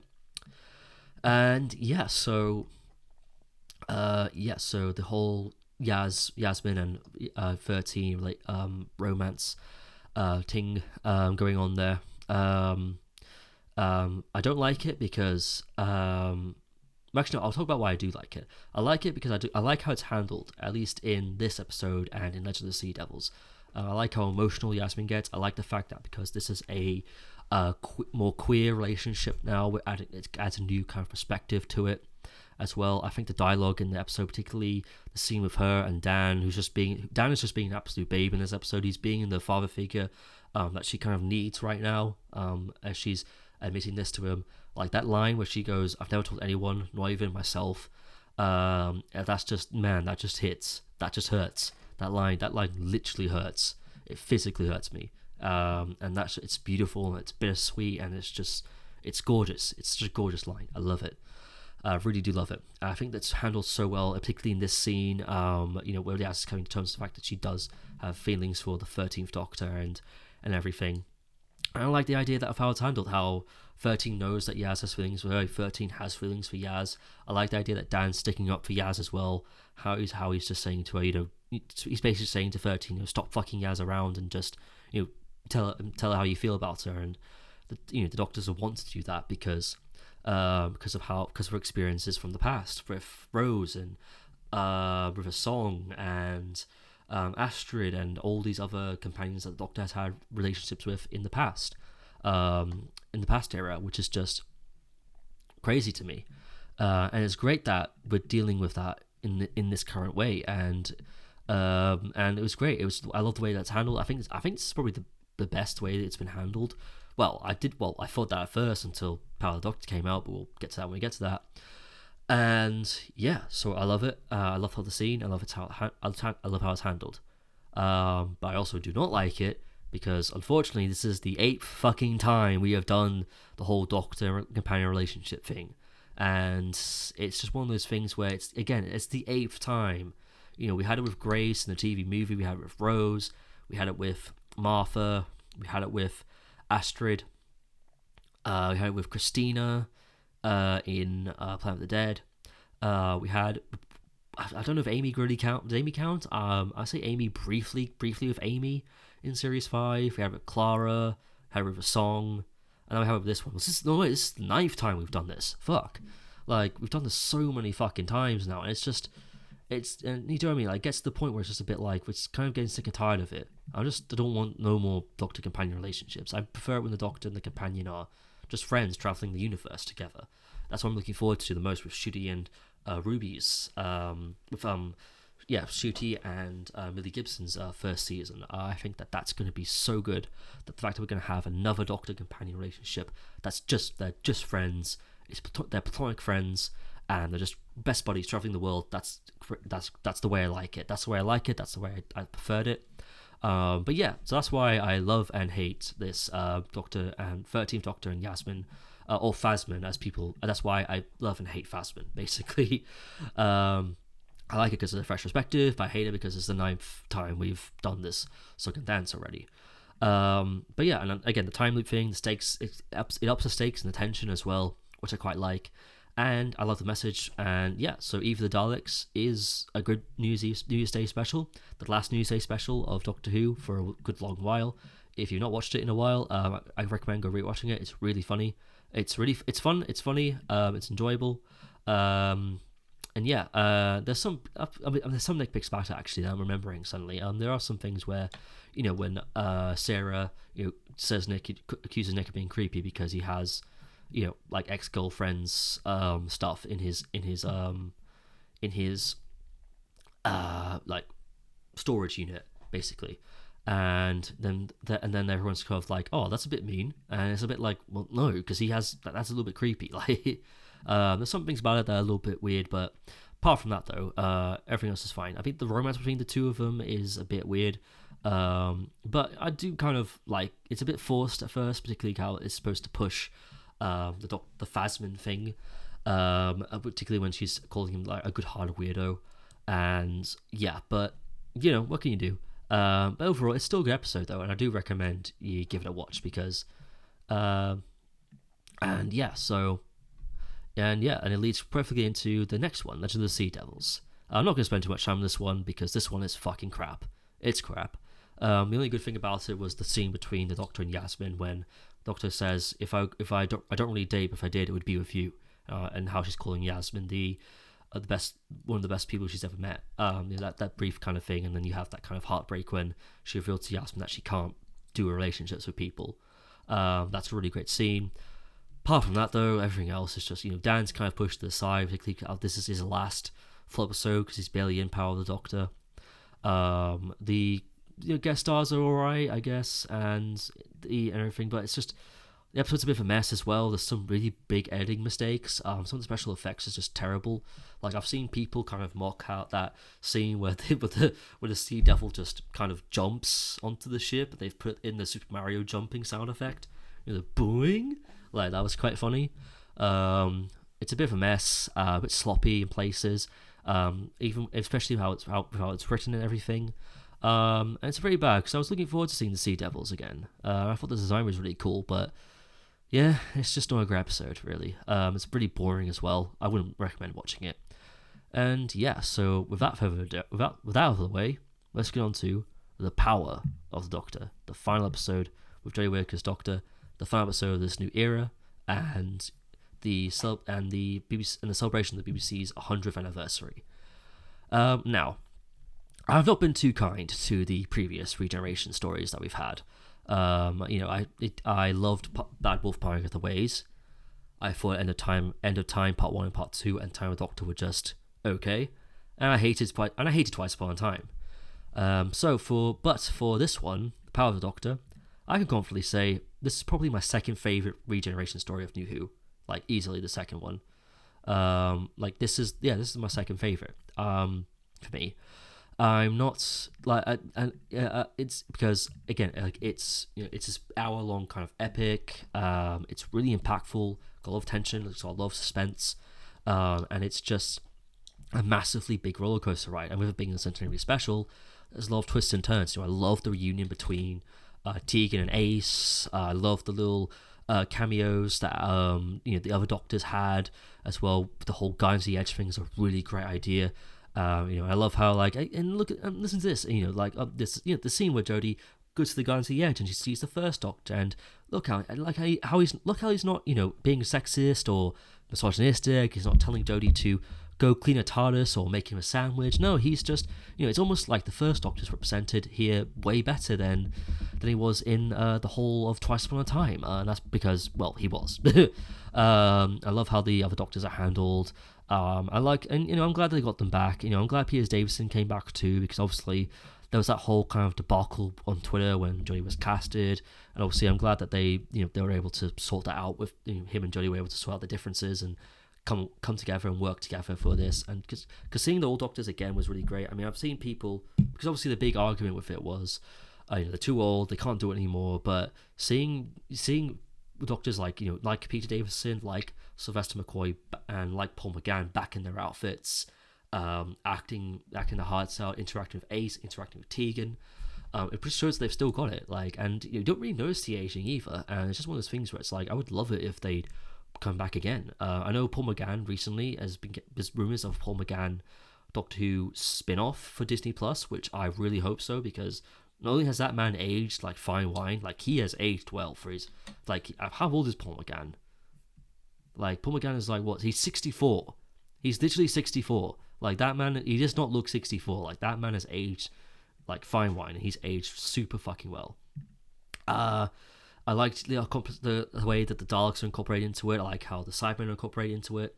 I loved the Master's plan as well. This is the Master. He's like most evil. He's most pure. I love the fact that he forces the Doctor to regenerate into him, and he takes over her body, which is another callback to the classic era, because the Master would do that all the time. Like, he would kill people and take over their bodies. He did that in The Keeper of Traken. That's how we got the Anthony Laney Master, and he also did it in the TV movie when he transformed into that weird blobby snake thing, and then he basically took over the Eric Roberts' body, and that's how we got that Master. So it was cool seeing that again. It was cool seeing, wondering how the Doctor's going to get out of it. I love that scene where he comes out dressed up in like all the other Doctors' like clothes. I like his plan to kind of devalue the Doctor's name and to kind of have it be more about destruction and fear.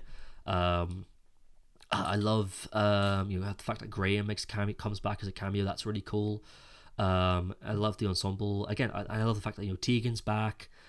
Ace is back. The reunion between her and Seven was just it was just fantastic. It was really great, and everything. And there were some nitpicks about it. Like, I don't like how Dan is just kind of pops up at the beginning and pops up at the end. I feel like they should have just had Dan pop up at the end, not bother being in the beginning. To be honest, I feel like they could have handled it where he disappeared off, like, or he left off screen, like, him and Di, they calling each other on the phone, and then maybe Doctor and Yaz are like, maybe Yaz can say, I wish Dan was still here, and Doctor just goes, well, he wanted to be with Di, so and then you could have had him popped up at the end, like for the like little council Doctor talk group thing, which I think is really, which actually I would love, which I also really love as well. I love that that's a kind of, this is like talk group almost about a support group for the Doctor's former companions, and I love the fact that Ian's there, the very first companion, Joe's there, Mel's there, Ace is there, Tegan's there. I love how Kate Stewart's there, and she's like, I may have to recruit some of you. I love that. I just love this special. It's fun, it's big, it's huge, it's grand, and it's epic. There's some things about it. Dan's exit's handled really poorly. What else is handled a bit poorly? Joe Martin just pops up. Again, she just pops up at the end, and it's just one of those things, pops up for like a few seconds, and again, it's such a waste. Joe Martin was so good as the future Doctor. Like, she needs more screen time. Russell, if you're listening to this, bring her back. I know you're bringing back Mel, and that's fine, but bring back Joe Martin somehow. I don't know. I don't care how you do it. You just bring her back, man. Just bring her back. Just bring her back. God damn it. And I really love this scene as well. I love how it's the Master teaming up with the Daleks and the Cybermen. I don't think we've ever had that before. We've had them team up with the Cybermen, we've had them team up with the Daleks. We've never had them team up with both of them before, and that's really cool. I also really love how when he's dancing to, like, the ABBA song, Rasputin, and the Daleks and Cybermen just look at each other like, what the fuck is he doing? Sacha Dhawan is such a great Master, and he's just having so much fun.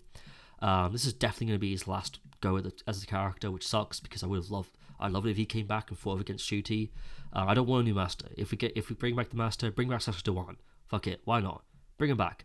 Like, he needs to come back, man. He needs more time as a Doctor, like as the Master.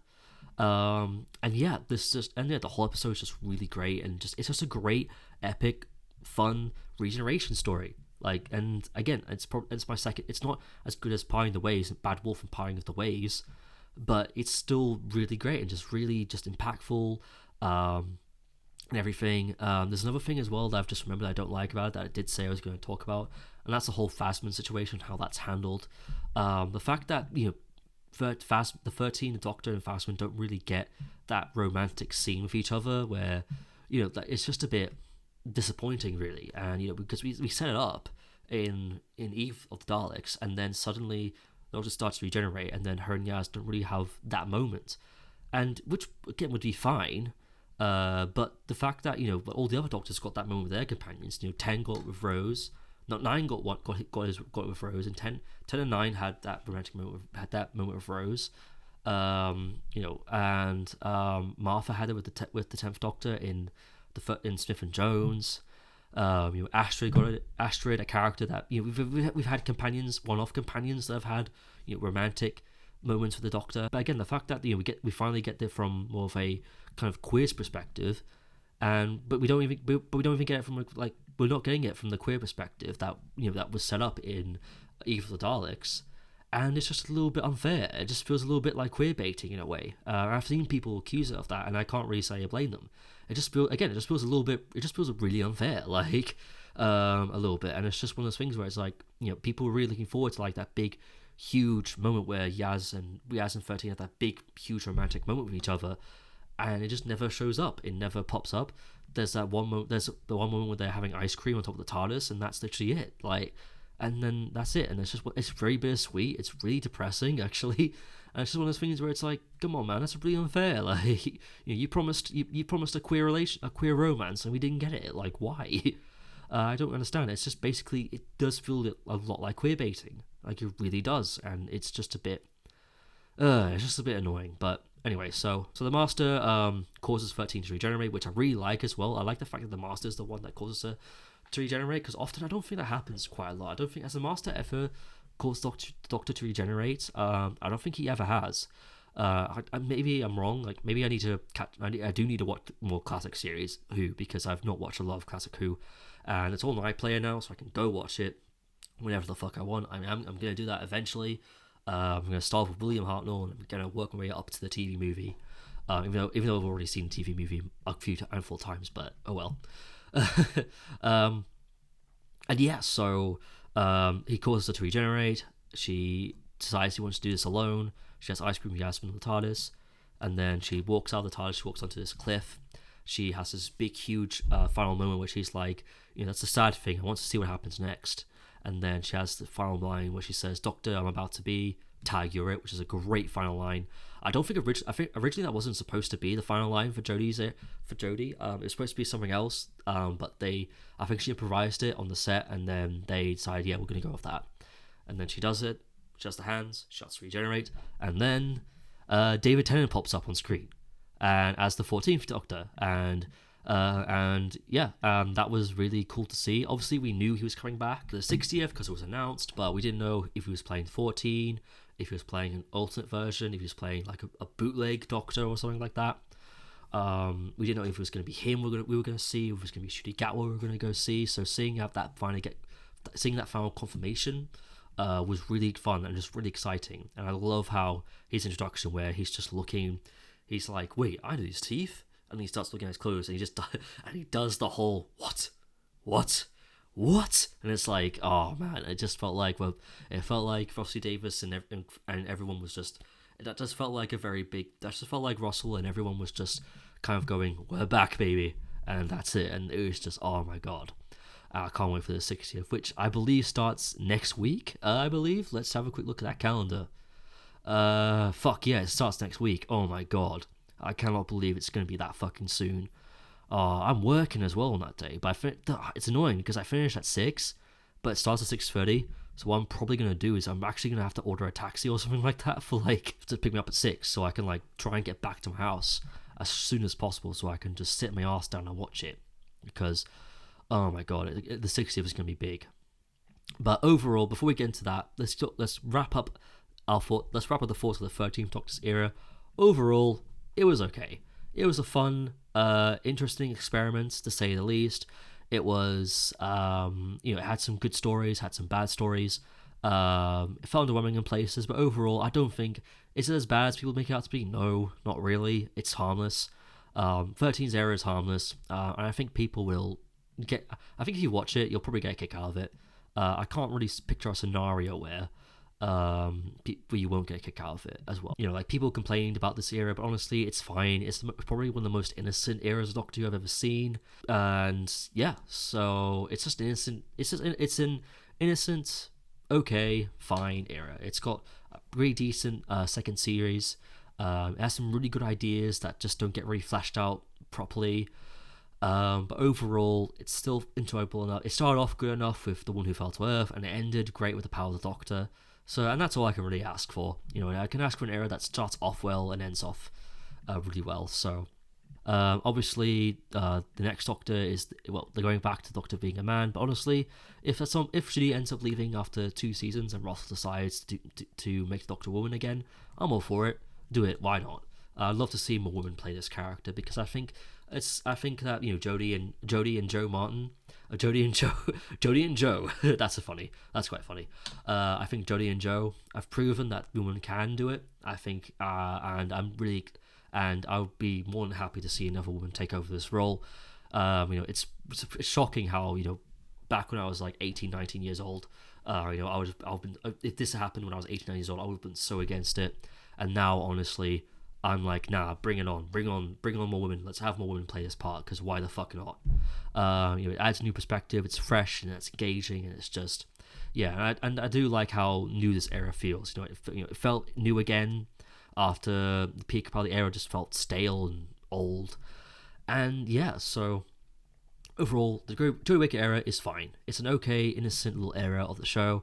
If you have a chance to check it out, I recommend it. Check it out. Why not? See what you've been missing. You might find yourself enjoying it a lot more than you think you did. And that is it. We have done it. We have talked about all the New Who Doctor eras on this podcast series. It has taken a lot longer than I thought it was going to, but we've done it. We have done it, and it is, in the end, it was amazing. It's been an amazing journey, to be honest. It's been a really great ride. It's just been really fun talking about a show that I really love to talk about. But I'm still going to talk about it for a little bit longer, because we're going to talk about the 60th, because as I've been doing this, a lot of shit has come out about what's been getting in for the 60th. My hopes for it is that I'm just hoping, from what I've seen from the trailer so far, the 60th anniversary looks to be it's going to top the 50th. I'm just going to say it right now. I think this is going to top the 50th anniversary, bar none. It's going to overtake it easily. It feels big and huge and epic. I mean, that second trailer that came out in October, when did that second trailer come out, actually? I want to quickly look this up. Let me look this up. Let me give this a quick looky. Came out a month ago, and let me just quickly have a quick look at the date. Came out 21st September. That second trailer, I mean, I'm watching it right now as we speak, got the sound off and everything. Oh man, I'm just looking at this trailer right now. Just look at it. It looks spectacular, man. Doctor Who's never looked this good before. I think that's a little bit of hope. I think Disney Plus might be the one to thank for that for a little bit. I think Disney Plus decided to put a little bit more money in the budget for them. It just looks big and looks huge, and the fact they're doing so much for it as well. Like the fact that we've got almost the whole of old classic Who's back catalogue back on iPlayer, except for the stories that are missing, and Unearthly Child, because unfortunately the BBC don't own the rights to air it, because of one angry little man decided to keep it for himself. And yeah, so yeah, but apart from that though, whole of classic Who's on there. You can watch it. Tales of the TARDIS, which I've not watched yet. I've started it. I need to give the rest of the shows a watch. Documentaries as well. The fact that all of Doctor Who Confidentials are back on there. The whole of Sarah Jane Adventures, I believe, is on there. I think Totally Doctor Who is supposed to be coming on there eventually at some point, but I haven't seen it. And then obviously the free specials themselves look fantastic. It's really weird how none of them are airing on Doctor Who Day, but they're airing next week. They're going back to Saturdays, which is fine by me. I mean, I like the Sunday idea, but I can't lie. I probably have missed watching on Saturdays, particularly getting takeaway, getting a pizza, watching Doctor Who. Oh man, that's that feeling, man. That feeling is going to be so good. The specials, they just look so good, and the fact that we got Ncudi's new era coming up, I think Ncuti Gatwa's going to be a great Doctor. He was fantastic in Sex Education. He's a great actor, and he's got a lot of charisma. He's got a lot of talent. He's going to be amazing. And yes, this whole era of the show is going to be amazing. I know it for a fact. I don't know how I feel about Series 15 being referred to as Series 1. It's a bit weird, but I can understand why. They want new people to jump on board and everything, so they're going back to Series 1, which means New Who is pretty much done. New Who's wrapped. The New Who era is over. I don't know what this new era is going to be called. New Who or something like that, but damn, man, it's over now. Like that's just William Who even put on Twitter it's over, and it's just like, Man, that just feels so weird. That just feels so fucking weird. The actor strike recently ended, which means that hopefully MPH can do some press for the specials, which I'm hoping for, like doing interviews and stuff like that. Hopefully, if he's not, schedules line up still for it. And yeah, so overall, having the 60th anniversary, I'm just really looking forward to it. I'm really looking forward to this new era. The Disney Plus thing is not. I'm not worried about that one bit. I know some people are like, oh no, they're gonna ruin it like Marvel and Star Wars. But it's like, first of all, I think Disney are fully aware of how they've handled, this Lucasfilm and how they've recently been handling Marvel, which has gone completely downhill. I mean, I'm recording this, and Marvels came out last week, and it's not doing very well, box office wise, and even critically, it hasn't done too well. I think it's only got like 61% Rotten Tomatoes or something like that, which doesn't really mean a lot. Rotten Tomatoes is not really an important site or anything like that, but the fact it's getting a very mixed reception is quite worrying. So I think they're just going to leave him be and leave it alone. They can make notes, suggest things, but Russell has said that he has had notes from them, but he's actually used them. Like a lot of the notes they've been referring to him that he's actually been using because they've actually helped him a lot during this era. So I guess that's something. So that's something, I guess. And then yeah, so overall, not overall actually, I'm not done yet. So yeah, Disney Plus thing is really cool. I think Doctor Who's gonna become so big and so huge. Not that it stopped being big and huge. I don't think Doctor Who ever stopped being big and huge after Series 6. I don't think so. I remember it still being a pretty big hit around the world when Peter Capaldi was in the show. Who knows? Maybe during Joe's era it dropped off or something like that. But I think this way they're gonna get pushed to a new audience. They're gonna get a much bigger budget, and basically they can compete with streaming shows. With the streaming market basically, because streaming is, well, I mean, I don't think streaming really is really. I think streaming has reached its peak, if anything, and I think it's probably is going to go downhill relatively soon. I think it's already started. I mean, you had Paramount shareholders begging Paramount to shut down Paramount Plus a couple of months ago because of how badly that's losing the money. But yeah, man, it looks so good. It looks so cool as well. I love how Russell as well said he's not gonna retcon the Timeless Child, which I think is perfectly fine. Because he didn't retcon the half human thing from the TV movie. I think he was going to in the end of time, part 2 or part 1, I can't remember. But he scrapped out the script thing to Meta or something like that, and I can see that. So I'm glad that he's not like giving in to the fans and like not retconning that. I think they're gonna make reference to it though in Wild Blue Yonder. I think that's what he said. Which that's probably the one special I'm looking forward to. I'm looking forward to all these specials, but I'm looking forward to that one the most because that's the most secretive that they've been.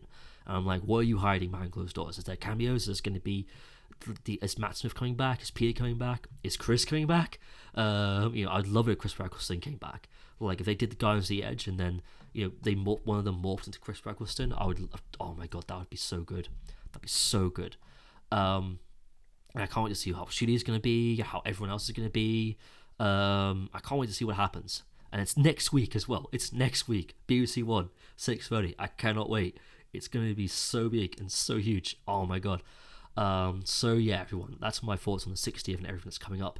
I'm excited. I'm really looking forward to it. I cannot wait for this to drop. It's going to be amazing. It's going to be amazing. It's going to be fantastic. It's going to be absolute fire. Oh my god, I cannot wait. And overall, that is it. That is it for this Road to the 60th retrospective series. I am going to be doing another one of these after the 60th airs, but I think I'm going to wait until after the Christmas special because obviously the next two ones air in December, and then we've got the Christmas special. So I may as well just wait for that one to air and then do what falls on the 14th Doctor's era as well as the 2023 Christmas special. And then after that, I might, before series 1, and I still need to get used to that, before season 1 airs, I'm gonna probably do a massive edit all these episodes together and do one massive collection. It'll probably end up being like 10 hours or something like that. So if you want that, then go nuts. Anyway, so thank you so much for tuning in to these episodes. Thank you so much for tuning into this series. I'm sorry I couldn't get all these on the dates that I wanted to. Life got in the way, but we're here now. So yeah. And yeah, everybody, so thank you so much for tuning in, and I'll see you whenever I see you next. Oh, and enjoy the 60th as well. And happy birthday and happy 60th birthday, Doctor Who. I forgot to mention that. Yeah, see you soon.